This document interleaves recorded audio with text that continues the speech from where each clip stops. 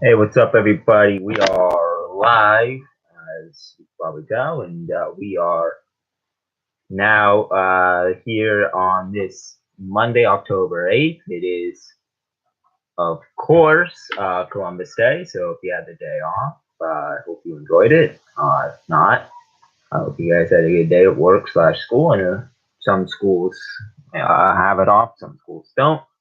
Um, Growing up, I never had it off, but I know some schools do have it off, so.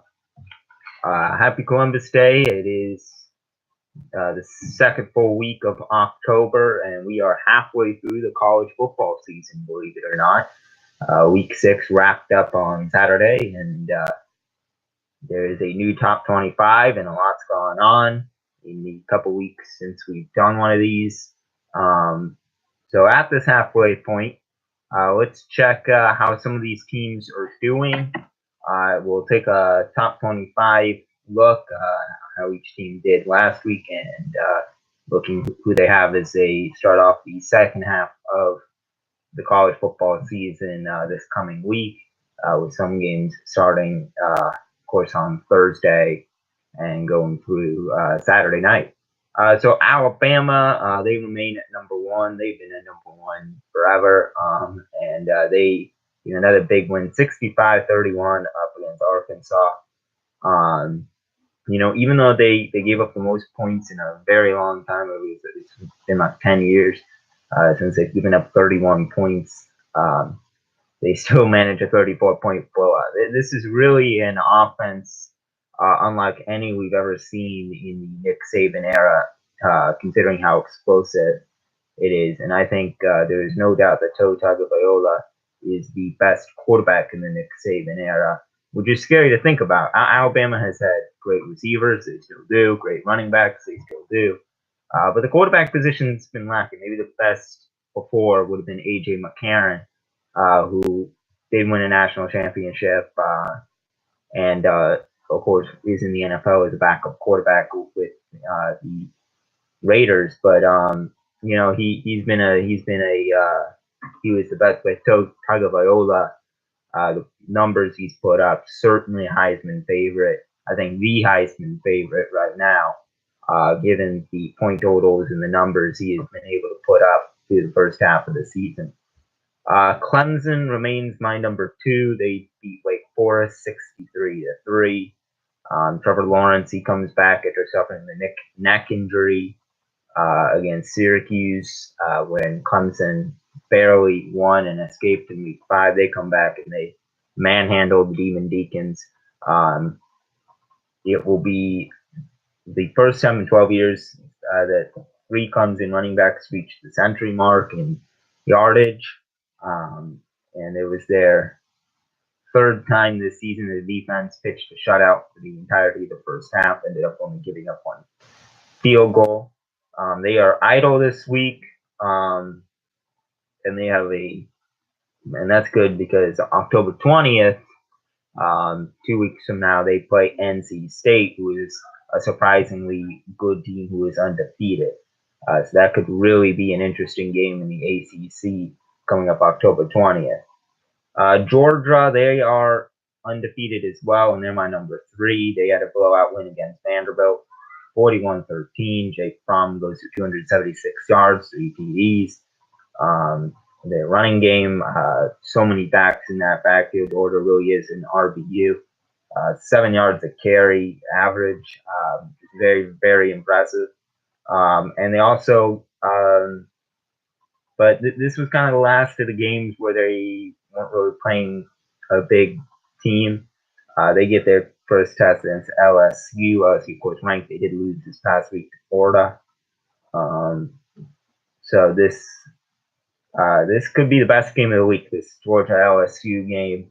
LSU trying to bounce back. Georgia trying to remain undefeated, remain in the playoff picture. Then number 4, I have Ohio State, and they beat Indiana 49-26. It was a little bit closer than anyone expected. The Buckeyes, I think, had a bit of that euphoria still from beating Penn State the way they did in week 5. But the Hoosiers have also been a tough test for the Buckeyes. Um, they have beaten the spread, which in this case was 26.5 points, 6 out of the seven last times they played. But once the Buckeyes took the lead close to halftime, they never looked back. Dwayne Haskins had 6 touchdown passes, tying the school record, and threw for 455 yards, and really gave the Buckeyes that spark they needed. They are at home against Minnesota on Saturday. Uh, Fifth ranked Notre Dame, they remain undefeated as well as they beat Virginia Tech on Saturday Night Football 45-23. Ian Brook, he looked fantastic.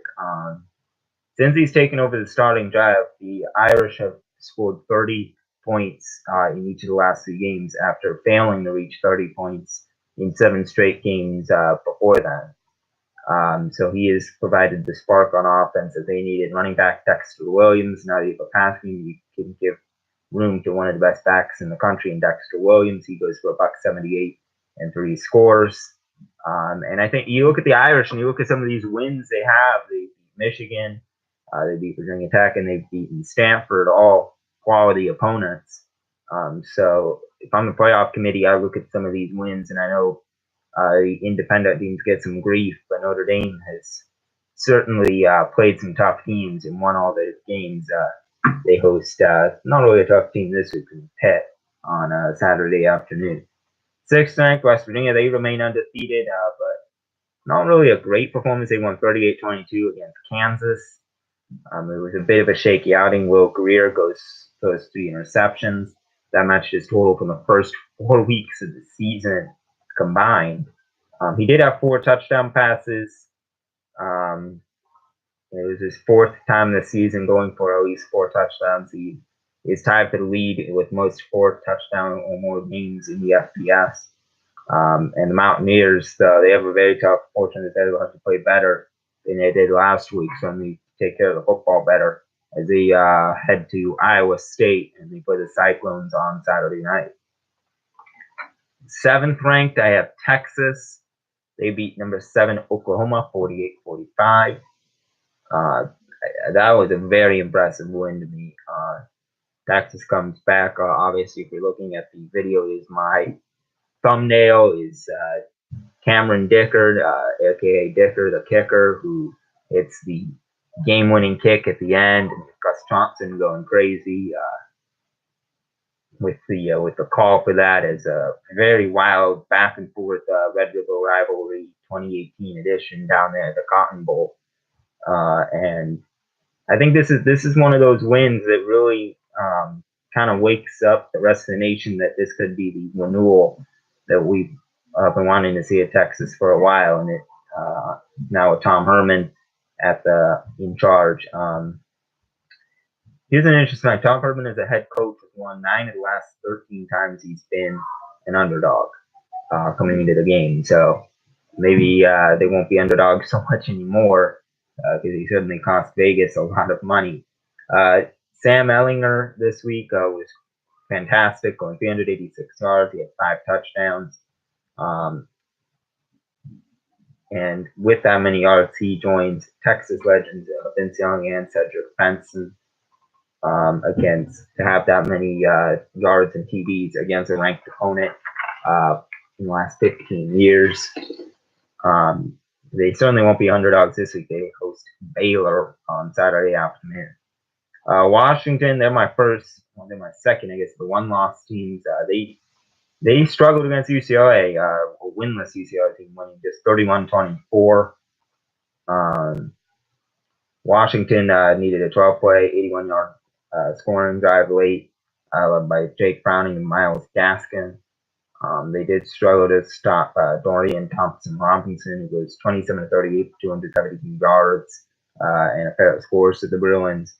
And their defense really will be tested this week as they take on one of the best offenses in the land with Justin Herbert in Oregon coming to town. That game will be Saturday afternoon. This could really decide the Pac-12 North as both teams come in with one loss. And the winner certainly will be very much in the driver's seat to take the Pac-12 North and certainly be in the driver's seat for a chance at cracking that top four. Number 9, I have Florida. What a turnaround for Florida after they lose to Kentucky. They they hosted LSU and they beat LSU in the Swamp, 28-19. Dan Mullen, congratulations! He becomes the first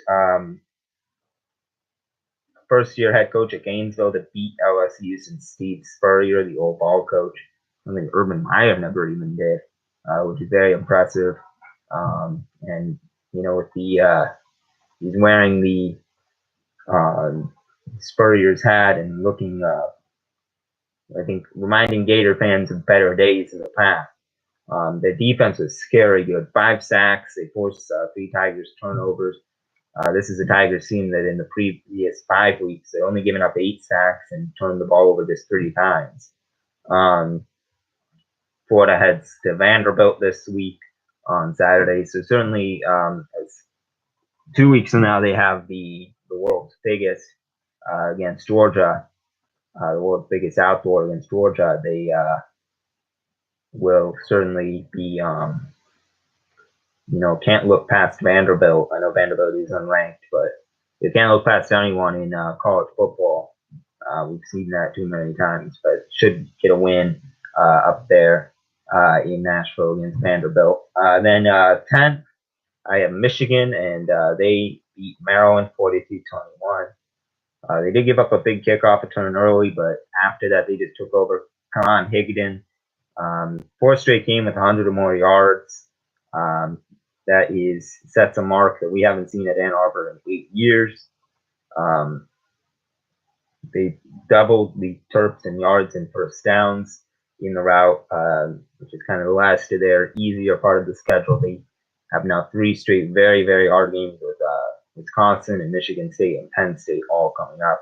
They host Wisconsin this Saturday night in the ESPN game of the week. 11th, I have Central Florida. They are undefeated. They cruised past SMU 48-20. I think it was expected. SMU's closest loss this year was 23 points. Mackenzie Milton continues to climb up conference record books. He ranks 5th in the American Athletic Conference's history with 61 career passing touchdowns. He adds 2 more on Saturday to get to 61. They need to keep him healthy because they have some tough games down the stretch against undefeated Cincinnati and South Florida. But Adrian Killins Jr. and Otis Anderson, who combined for 3 TDs on Saturday, if you can be able to have that balance, have that good running game, it certainly looks good if you're a fan of the Knights. They visit Memphis on Saturday afternoon. 12th, I have another surprising undefeated, Colorado. They beat Arizona State on Saturday, 28-21. Their first 5-0 start in 20 years. They needed a late touchdown, though, from LaVisca Chenault Jr. It was 21 all late, and Chenault's 3rd touchdown is enough to beat Herm Edwards and the Sun Devils. They controlled possession 12 minutes and 34 seconds of the 4th quarter. So nearly the entire 4th quarter, they had the ball as they go on 13 and 11 play drives. And the Pac-12 South favorites can all but seal the division if they win at USC on Saturday night. So a very big game down at the Memorial Coliseum in LA this week as Colorado looks to go to 7-0 or 6-0 on the season. Penn State were idle. I have them at 13th. Of course, the much needed rest after the very heartbreaking loss to Ohio State. And kind of have to lick their wounds a bit because they have another tough test as they host Michigan State and Happy Valley on Saturday. 14th, I have LSU. They lost to Florida, of course, 28-19. The Swamp is still a tough place to play, even now when Florida's been struggling. Florida, I think, has overcome some of those struggles this year. But really, the offense sputtered after they opened up the game with a 75-yard touchdown drive.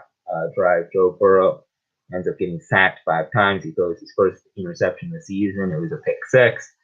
with a minute 45 to go. That basically sealed the game and led to the Gators win. The Gators also rushed for 200 yards, and the Tigers gave up 200 more yards rushing. They are 0-5 in the last 4 years. They host undefeated Georgia on Saturday afternoon. 15th, I have Wisconsin. They beat Nebraska 41-24. Jonathan Taylor had his fifth career 200-plus yard rushing performance. And they really pounded the half-West Cornhuskers in submission a la Khabib McGregor on Saturday night. Nebraska, you'd bite the bigger point spread, but I think maybe a little bit of looking ahead too much as they face Michigan in a huge Big Ten matchup in Ann Arbor this Saturday. 16, I have Oklahoma. They lost to Texas. It was 48-45. Kyler Murray, can't put this one on him. He leads the big comeback. It was the defense that struggled, and Mike Stoops is out of the as defensive coordinator. And this followed shaky performance against Army and Baylor that they needed bailing out from Kyler Murray to win. Not only does I think it costs the Sooners a playoff berth potentially, it could shut out the Big 12 entirely, which would be bad news for that conference that has been struggling so much in recent years to stay relevant. Oklahoma certainly helped them last year with Baker Mayfield and his performance, but Oklahoma heads into a week off to work with their wounds and have them at 16th.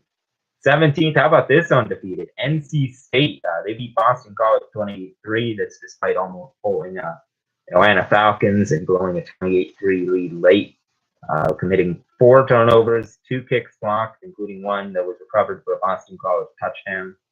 But their first 5-0 start since one Phillip Rivers was their quarterback back in 2002. Ryan Finley maybe making the case that he is the next Rivers in Wolfpack history as he goes for 308 yards and 2 scores. He did just throw 2 interceptions. And they can do enough to get a win, and they have a bye week this week. So I have the undefeated NC State Wolfpack at 17th.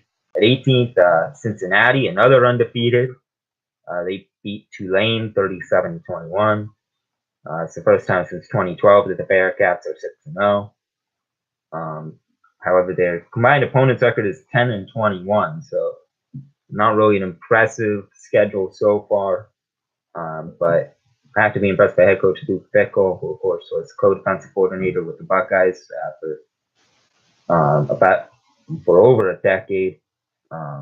They held their opponents to an average of 276 yards and held Tulane to 266 to keep that average up. They do have a bye this week. 19, I have South Florida. They beat UMass 58-42, so they remain undefeated. Jordan Cronkite runs her lead scores as they put up 28 points in the third quarter. That's at school. They set school and conference records for rushing yards with 302 in that quarter, and the performance was a bit closer than expected, but Coach Charlie Strong, 5-0 for the second consecutive year. But much like Cincinnati, teams have struggled 14-13 on their combined record, with 4 wins coming from their win over Elon, who has 4 wins so far this year. South Florida goes up against Tulsa on Friday night. Miami, they barely beat Florida State, and this is a Seminoles team that's not very impressive this year. But nearly got a big win up against the Hurricanes, but they have the greatest so-called comeback in school history, and it's capped off by a fumble recovery from Gerald Lewis III. They had 2 touchdowns in the span of 42 seconds, as the crowd really got behind them at that point. N'Kosi Perry struggled. He did have 4 touchdowns, but he was 13 of 32 passing. Certainly want to see better from N'Kosi Perry. They head to Charlottesville to take on UVA on Saturday night. Oregon were idle this week. Obviously, still stinging a bit from that loss to Stanford when they collapsed on the stretch and lost in overtime.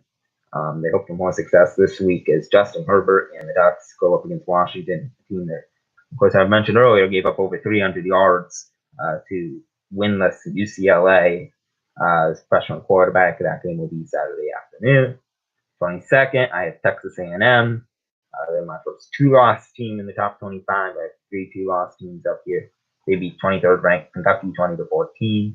This may be the week that gets Texas A&M back. Impressive win against a very surprisingly good Wildcats team. Travion Williams goes for $138. He also runs for the game-winning touchdown for the Aggies in overtime. So a big win for Jimbo Fisher as he tries to get Texas A&M back, beating a previously undefeated Kentucky team. So they are back in my top 25 with that win, and they go up against South Carolina on the road this week on Saturday afternoon. 23rd, I have Kentucky. They of course, I just mentioned, lost to Texas A&M 2014. Yeah, nothing should be taken away from their 5-0 start, but they are no longer undefeated. And going on the road to a College Station was a tough one with that 12th man. They do have a bye week this week, so a chance to recover a bit from that loss. 24th, I have Mississippi State. They beat 23rd ranked Auburn 22-9. Nick Fitzgerald goes for 195 yards rushing as a quarterback, rushes for 2 scores. They bounced back from their loss against their former head man Dan Mullen in Florida a week prior. They have a bye week this week, as does Auburn, who lost against Mississippi State, and that might cost them the SEC West and even a chance to be in the New Year's Six Bowl this year. Certainly, we'll need to see better than what we've seen from Auburn, and maybe a bit of a rebuilding year if you're Auburn this year. I'd be surprised if they even finish in the top 25 given some of the games down the stretch, but they are idle this week. So there's my new top 25. Some big changes and then some surprising teams as we are now halfway through the college football season.